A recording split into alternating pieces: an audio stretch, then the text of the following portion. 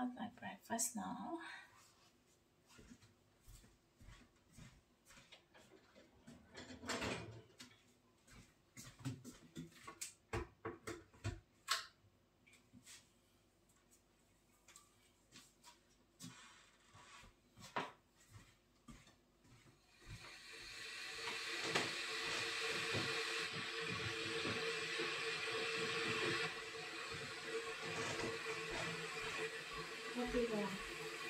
Ito yung meron ako laging mainit na tea dito. Kasi may acid reflux ako. Tapos, ito din. Ito pag nasa bahay. At yan yun. Ang kapal ng lipstick ko. Settings ng aking ito yung ginagamit ko nasa bahay kasi mas maliit. Pag pupunta ko sa farm, ito yung ginagamit ko. So, kahapon, nakalimutan kong tanggalin kasi pupunta ko siya.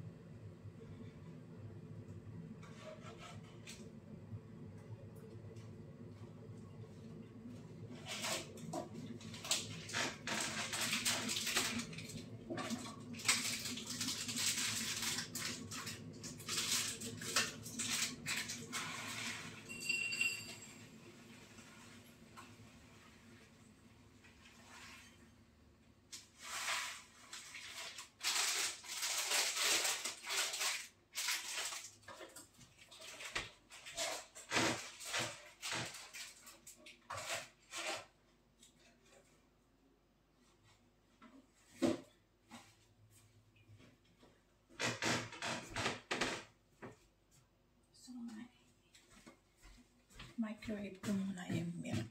Para ko ilagay.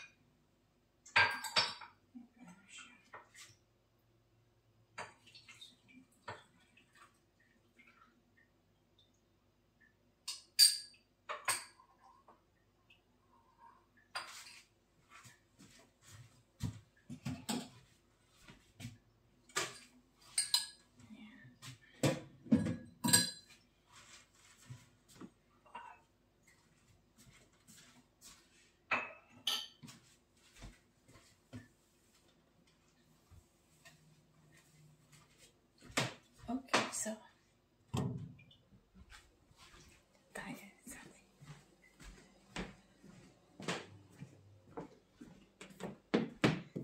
sa aking trono.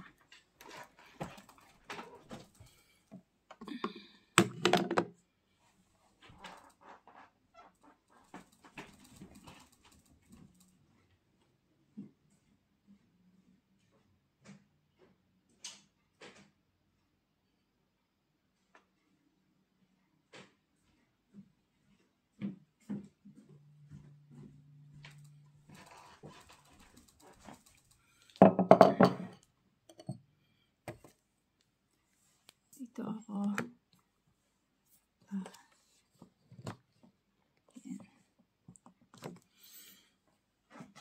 Ano akong tono dito? Yan. So, ito. Yan. Breakfast. Ito yung breakfast ko, cereal. Tapos meron akong tina. Ano siya, puro yung mga tiko, puro mga walang ano siya, herbal tea.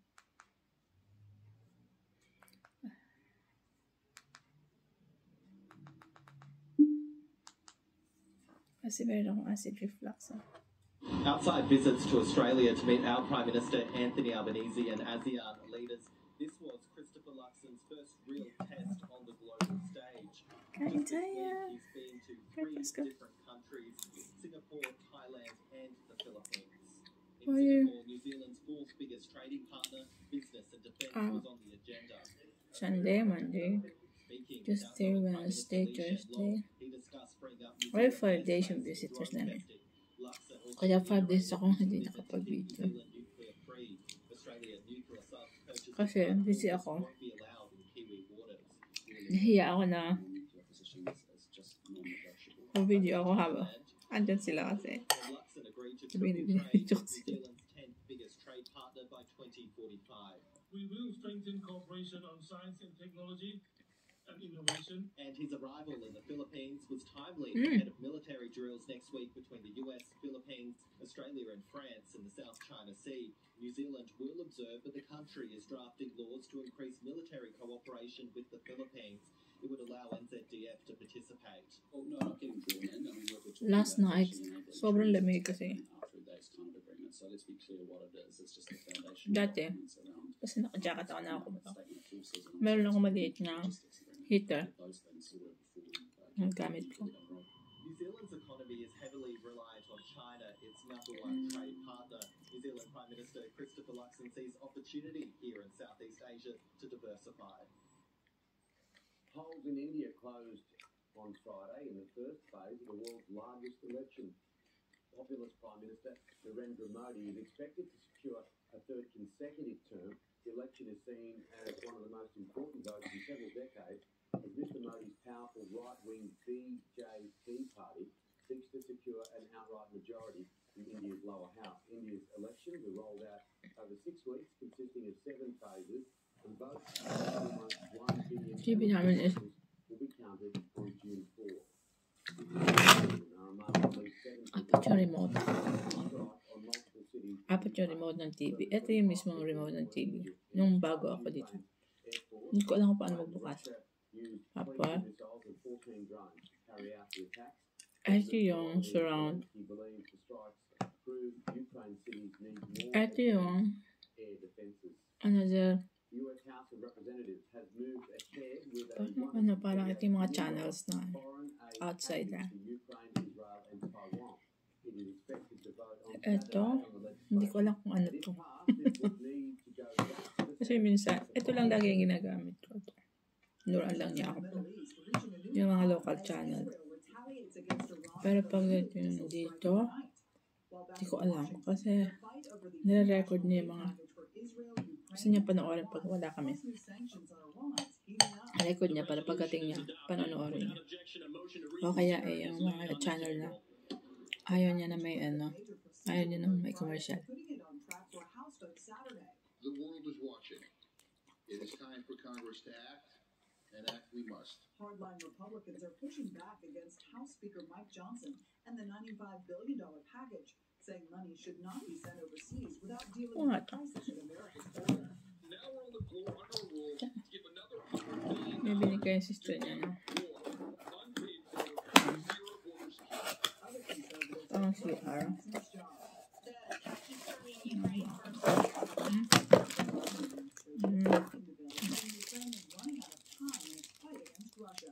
It's incredibly timely to get it done this weekend. Most of what's in there is foreign aid, but also includes and maybe the first TikTok to be shared by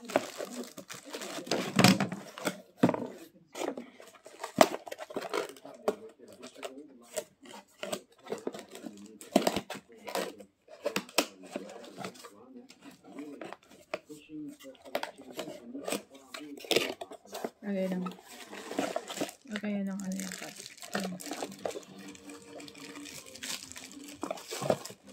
Tissue. Sarap na. You can now stream your favourite Sky News shows, including Business Now and Business Weekend. Our new streaming subscription gives you access to 4 news channels 24/7, and you can cast these to your compatible TV through the Sky News mobile and tablet app. Get the latest breaking news you can't afford to miss. Subscribe to stream by scanning the QR code on the screen right there. Tank World's been rethinking water for over 50 years. Extended sale now on. Grab your Aussie Tough tank today. 47.750 litre tank starting for just $58.95. Sale on Tank World. Tank World. 968 69 There are 2 ways to make glasses. The cheap way, 1 piece, single-sided, with attached pillow top made out of foam. yes, Mr. Harvey, they should be 50% off. The best way. 2-piece, double-sided, removable pillow top with thousands of microcoils and a 5-year comfort promise. So, Mr. Harvey, we make them, you don't. The Bellissimo mattress, made like no other mattress.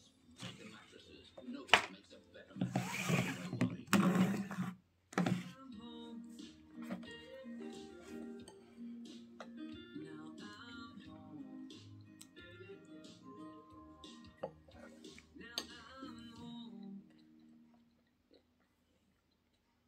Join over 42,000 Arise Solar customers with the latest autumn solar specials. The massive 6.6 kilowatt solar system, still a guaranteed lowest 3491. Extend your savings further with home solar batteries now on sale. Call 1-800 Arise Solar. When it's you against the weeds, make sure your hard work works. Hasten Spray Adjuvant makes sure your herbicide works hard, breaking through the weeds' tough, waxy surface. Hasten. Don't Lapit na ako kill the umuwi. weeds without it. Nakaka-homesick pala yung malapit na umuwi. Minsan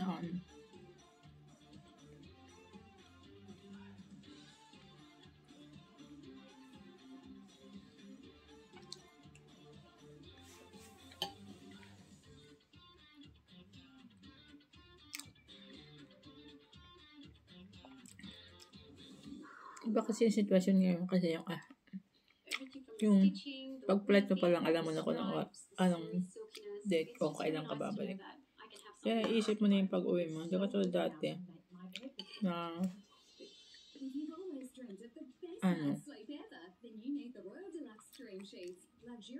pagpunta ko dun sa bansa pinunta ko, parang hindi na ako babalik. Parang ganun.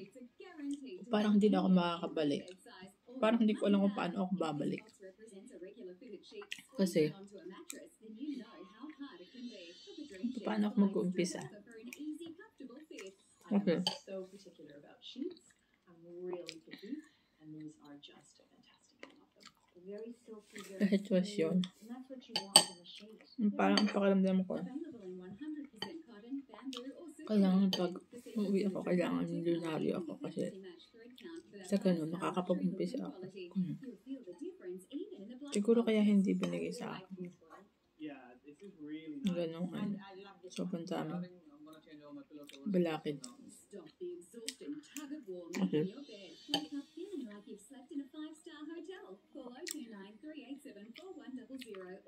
May ibang plano siguro talaga sa akin. Naniniwala ba kayo sa ganun? Parang hindi ako naniniwala yung mga ganyan na alam ko talaga, ikaw talaga yun. Pagawa ng parang para sa kaganda ng buhay mo. Minsan kasi may mga bagay na gusto mo hindi mo magawa. Nahintakutang ka. Nagkaalala ka. Baka hindi mo kaya. Pero dapat pala talaga pag alam mo na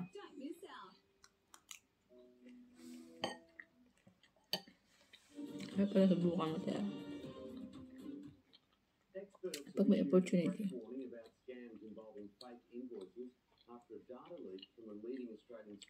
Kasi minsan, may mga opportunity kasi na may akibat na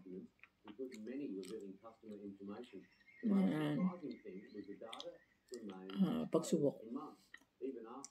Pero mga ganun. Yung mga pagsubok na yun ay dahil sa mindset mo na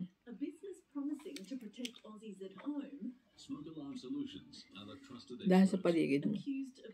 Iniisipin ng tao sa paligid mo. So yun yung nagpapahirap kalimitan. Marami akong nababasa. Yung malimitan na pagpapahirap sa isang tao kung minsan yung nasa paligid. Yung laging iisipin mo pa. Yung naghihirap ka, mahanap ka ng parang para mabuhay ka.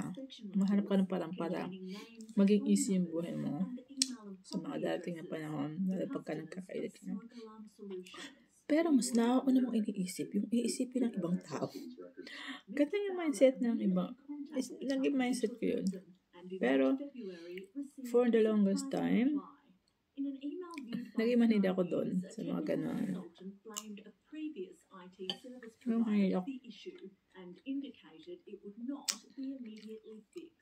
We are actively migrating to a new customer management platform.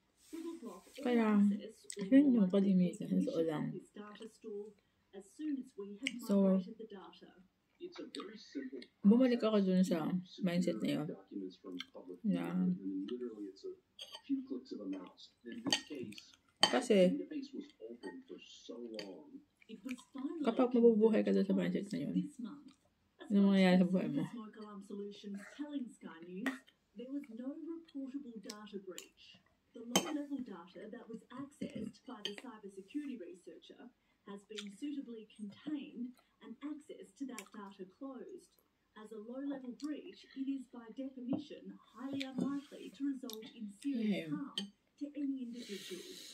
So, mukhang hindi masyadong mainit today, kaya sigurado marami kaming gagawin ngayon kasi next week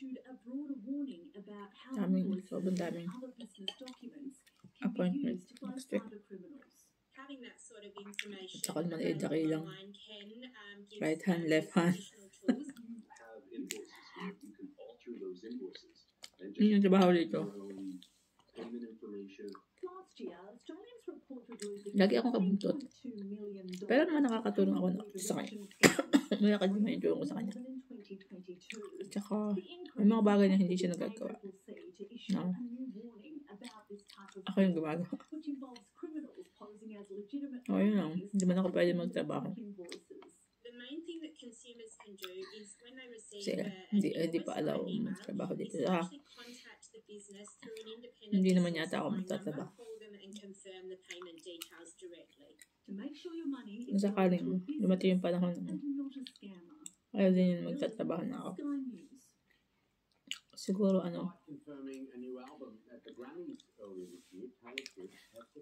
lagi lang din niya ako kabuntot.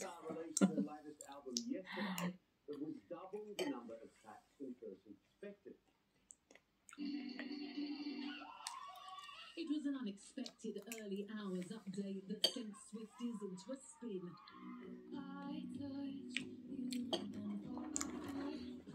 So, yan lang muna for today. May-share ko sa inyo. At mag-start na ako ng aking araw. Kasi mag-aayos ako ng aking maleta today. Mga damit ko. Kaya ayos ko. Mas malat ako. Kasi busy next week. Then the following week, a week before na umasak. Parang mababakasyon kami ng 2 days. So medyo busy kaya. Kasi kasuhin ko na ngayon. So have a nice weekend. Bye. See you next time.